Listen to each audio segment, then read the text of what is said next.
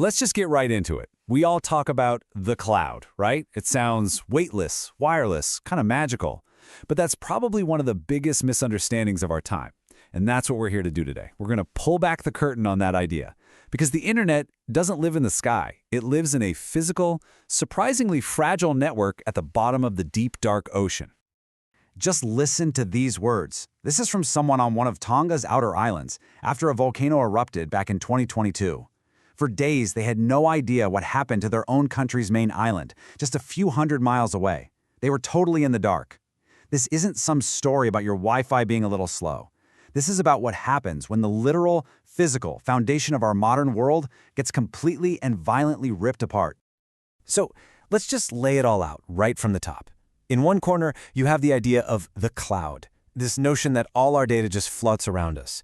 And in the other corner, you have the reality. Our entire digital existence runs on a network of physical cables, most no thicker than a garden hose, just sitting on the seabed. And that gap, that huge gap between the myth and the reality, is exactly what we're going to break down. To really get how real this is, we don't need a hypothetical. We have a perfect and, frankly, a pretty terrifying case study. We need to talk about what happened in the island nation of Tonga. This is a real-world story of how a 21st century country was thrown back into the digital Stone Age overnight. You know, what's truly staggering here is just how fast it all fell apart. On January 15, 2022, an underwater volcano erupted with a force that was more powerful than any nuclear bomb ever tested.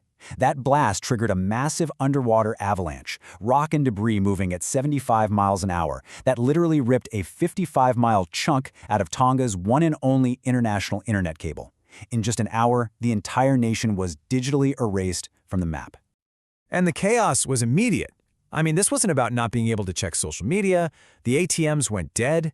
Credit cards stopped working. Why? Because they couldn't connect to the banking network. Commerce just stopped. Families living abroad couldn't send money home, and that money makes up almost half of the country's GDP. The government itself couldn't even make an international phone call to ask for help. It was like the entire country was thrown back 140 years, to a time before even the telegraph. And this is where things just get kind of wild. To keep the economy on the outer islands from totally collapsing, a bank employee would literally download transaction data onto a USB drive, get on a plane, fly to another island, update everything on a spreadsheet by hand, and then fly back the same day to upload the changes. Think about that. The 21st century global financial system was reduced to a guy on a plane with a thumb drive. So the story of Tonga, as crazy as it is, it's really just a warning flare. It shines a massive spotlight on this huge, invisible infrastructure that, let's be honest, our entire world depends on. Now you might be thinking, well, what about satellites? We have Starlink now, right? Well, take a look at these numbers. More than 97%, let me say that again, 97% of all international data travels through these undersea cables. Your emails, your Zoom calls, those trillions in financial trades, it's all in the wires. Satellites are a tiny, tiny piece of the puzzle. We are a wired planet, period.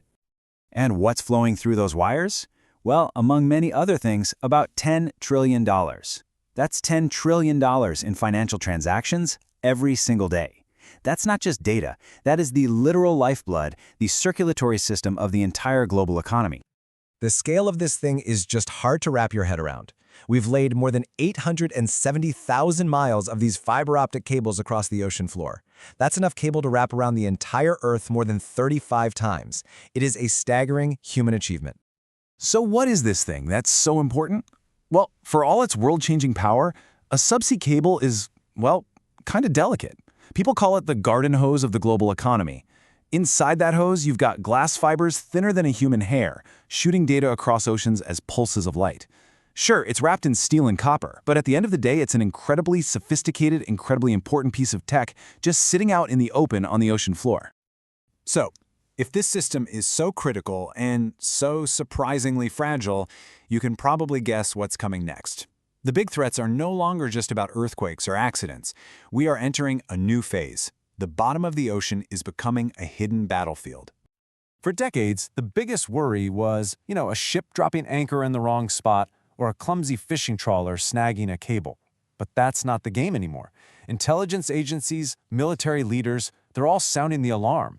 The primary threat now is shifting to deliberate, targeted attacks by nation-states, all aimed at sabotage, spying, and getting a leg up geopolitically. And look, this isn't some far-off future threat. It's happening right now. We're seeing a clear pattern emerging all over the globe. In the Red Sea, Houthi rebels are suspected of cutting critical cables. In the Baltic Sea, there's been repeated sabotage linked back to Russia. And near Taiwan, Chinese fishing boats have managed to cut the cables to the Matsu Islands more than 20 times in just a few years. These aren't random accidents. This is a strategy. So let's put a name and a face to this threat to make it more concrete. Meet the Yantar. Officially, Russia says it's an oceanic research vessel, but according to basically every Western intelligence agency, it's a spy ship, plain and simple. So what makes this ship so worrying? Let's break it down. It's run by a super-secretive deep-sea unit of the Russian military. It's basically a mothership for mini-subs that can dive down to almost 20,000 feet. And those subs can do two things. They can cut cables, or, maybe even worse, they can tap them to steal information. And the punchline? The Yantar is constantly being tracked, just hanging out right on top of some of the most critical subsea cables for the US and NATO. This is a textbook example of what military folks call gray zone warfare. It's genius in a terrifying way. Why use an obvious military warship when you can use a civilian fishing boat? It gives you plausible deniability. Did our fishing trawler cut the cable by accident, or was it an attack? It's almost impossible to prove, and that allows a country to achieve a strategic goal, like intimidating Taiwan, without actually starting a war. Okay, so let's pull back out. What does this new underwater Cold War really mean for all of us? It means our entire global system, everything we take for granted, is balanced on these very vulnerable wires. Our world is, quite literally, on a wire. You don't have to take my word for it. Just listen to this from the head of the UK's armed forces. The next conflict won't begin with missiles. It will start silently, deep underwater.